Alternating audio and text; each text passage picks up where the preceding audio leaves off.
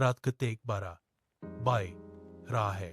The Aryan अपने कमरे के अंधेरे में बैठा था, जहां सिर्फ लैपटॉप की नीली रोशनी चमक रही थी। उसका दिल जोर से धड़क रहा था। हर जगह सिर्फ एक ही नाम था, स्पाइडरमैन। क्या मल्टीवर्स सच में खुलने वाला है?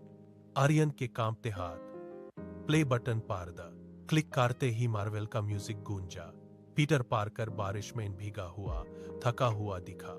फिर एक पुरानी आवाज आई, लोहे की रगड़नी जैसी। Hello Peter. डॉक्टर ऑक्टोपस को देख कर आर्यन की आंखें फटी रह गई। ग्रीन गॉब्लिन का बम और इलेक्ट्रो की बिजली ने सब कुछ बदल दिया। धमाका हो चुका था। आर्यन ने तुरंत अपनी दोस्तों को कॉल लगाया। भाई, मल्टीवर्स कंफर्म है। उसने पूरी रात 0.25x स्पीड पर ट्रेलर एनालाइज किया।